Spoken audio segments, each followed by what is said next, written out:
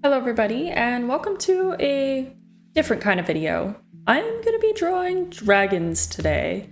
I know I've never drawn dragons on this channel before. I used to draw dragons pretty much exclusively as a kid, but I remember being told that I should draw real animals because dragons aren't real, so what's the point in drawing them? And so I stopped.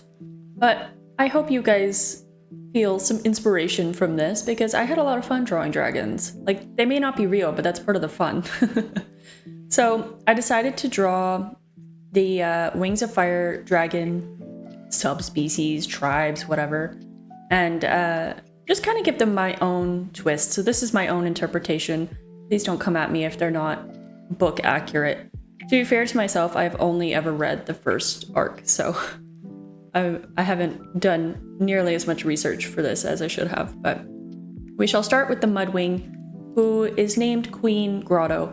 All of the purebred dragons that I'm doing today are the queens of their respective tribes, basically. So this is Grotto, and if you guys like this sort of video and you want me to keep going with the hybrids, you saw in the grid that I had at the beginning that I could start doing hybrids for all of the other dragons as well, like Mudwing, Seawing, hybrid, etc., whatever. So if you are interested in that, let me know. This is going to be a really short, simple video, and it's pretty easy for me to make these, so if you like them, they would be an easy thing for me to make. But anyway, this is Grotto. I like the idea that she has a big stumpy nose. I don't know, that's always been a Mudwing thing for me. And I added the age onto here, and it's pretty much just arbitrary. I just thought, what kind of details can I add to this to make it seem more interesting?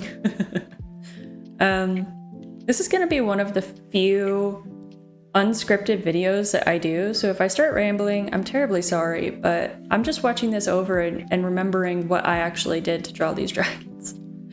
So this is our Icewing. Her name is Queen Hoarfrost. And I think she turned out really good, actually. One thing that I want to note is that I did not get very creative with the horn design. I wish that I had done some interesting shapes for our horns, but a lot of them are really similar shaped. Like, this shape is just very simple, and I went for very simple horns, I suppose. And so if I do the hybrids, I want to go for more unique horn shapes because, you know, characters should be unique. They should be able to be easily picked out in a group, you know, instead of all just having this straight back or slightly curvy horn shape. I think it would be more interesting to have them have some unique shapes. But this is our Icewing Queen. Next we have the Nightwing Queen. And I think she turned out really good. I like how she is kind of thick in the neck, and she has a kind of a bat nose, and I think she turned out a lot different from the other dragons. I think she's really cool. In the actual grid, I put ink spill, but I meant to put oil spill. So this is Queen Oil Spill, which is probably an odd name for a Nightwing, but it's my dragon. I could call her what I want. I think that I'll probably get a lot of requests to do a dragon clan gen series. I think I've seen somebody request it before as well. And I'm not sure how I feel about that idea. I would love to do a series like that because this was really fun to just be super creative with these dragons and find cool inspiration pictures, you know, to help guide me in my designs. But to be honest, all of my clan gen clans end up with like, gosh, 40 plus cats in them, which means I would have to be drawing 40 plus full body dragons, you know, regularly, which is an insane amount. It took me a couple of days just to do the headshots of these 10. Like, I just have no idea how I would be able to manage doing 40 dragons regularly. I already do 40 cats, 40 dogs, and another 40 cats with Kelp Clan. And the horse herd is also growing exponentially. So I do a lot of art, is what I'm trying to get at. But this is our Rainwing Queen Guava. I think she turned out really cute. I wish that I had given her like a little snaggletooth, like a fang, to exemplify the venom spitting. Why couldn't I think of what to say? Yeah, I wish I had given her a little fang to spit venom out of, but I think she turned out really cute and sweet. Next we have probably my favorite, our Sandwing Queen Addicts. I think she turned out really cool, and I like her accessories quite a lot. I kind of went hard on the accessories for the queens. It just kind of seems correct to do that. But I'll probably go easy on any accessories for any future dragons if you guys want to see more. Probably just a couple of earrings or glasses or something simple. Not full-blown necklaces and face shields, whatever you want to call this, veils. Just smaller things in the future, if you guys are interested, that is. Even if you guys don't really care to see more of the dragon drawings, I feel like I would still want to make the hybrids anyway, because I find it really fun trying to take designs and mesh them. That's what I love doing in the dog pack challenge with the, they're not hybrids, they're mutts. But I like doing the random generator and having like a wolfhound with a, I don't know, a boxer. And that's just probably not a real dog. If I Google that, there's probably not going to be a boxer wolfhound on the internet for me to see. So I kind of have to just come up with my own dog. And I think that's really fun, taking the pieces from each dog and making them into one new unique dog. So I would really like the hybrid challenge, I think. So this is our Seawing Queen, Tang. She's based off of a blue tang. All of these dragons are actually based off of a picture that I found on Google. So basically, I thought, what's a cool fish? A blue tang. And so I Googled a blue tang and found a picture of one. And then kind of used the design of the fish to help me design the dragon. That's what I did with all of these dragons, and I find that very fun. I find that more fun than actually just coming up with my own design just off the top of my head.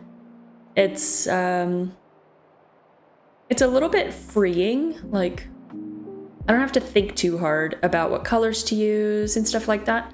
I can just, you know, look at the picture and see that the fish is blue, and it also has a big yellow fin, but the tips of the fin are green.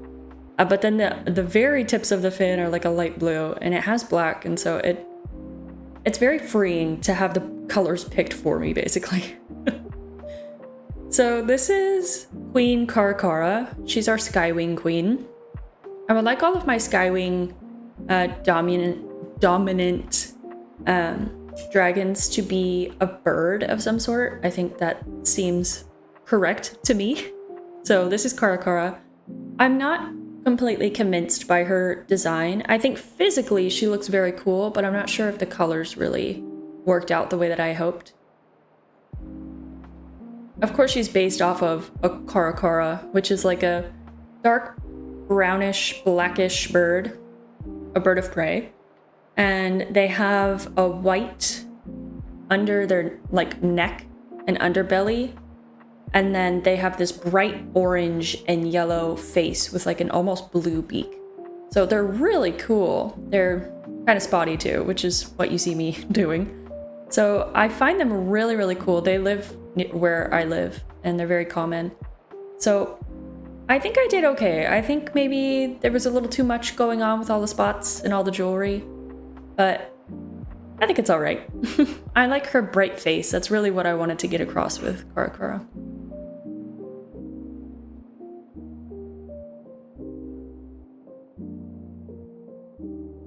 So our Silkwing Queen is, well, I wish I had kept some unique horn shapes. Like her horns were twisted upwards, which was different, but then I decided I didn't like that for some reason.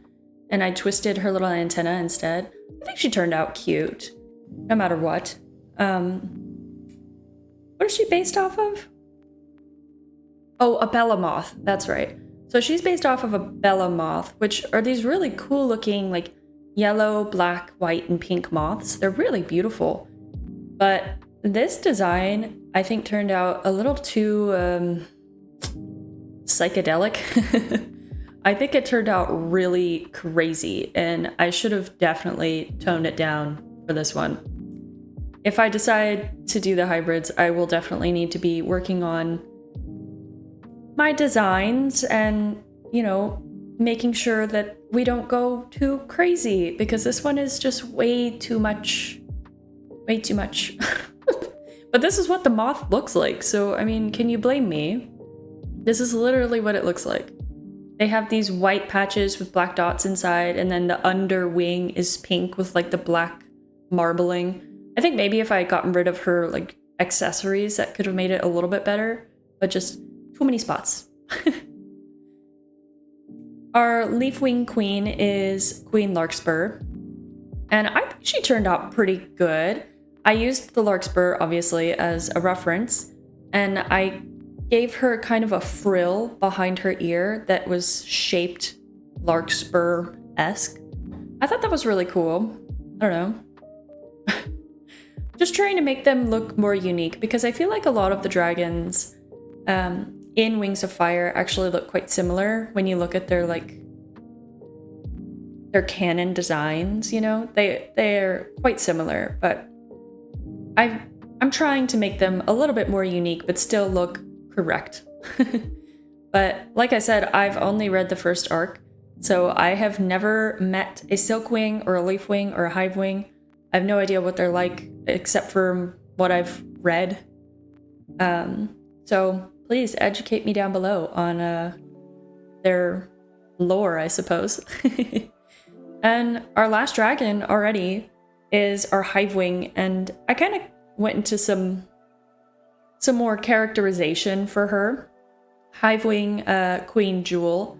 I imagine she's like a warrior queen, and she had her like little second horn broken off in a battle, and she replaced it with a sharp golden horn that she absolutely uses to impale her enemies with. I think she turned out pretty cool. I based her off of a jewel beetle, which are these really cool iridescent beetles. I wish that I could figure out a way to make iridescence better, but I did my best. Here for a minute, she kind of looks like a parrot, but I did what I could. But that's already everything. It's been 12 minutes, and that's all for my video. So if you guys want to see the rest of the grid, let me know. I would love to do more videos like this. They're super easy to make. And yeah, if you join me for my next video, I'll see you then.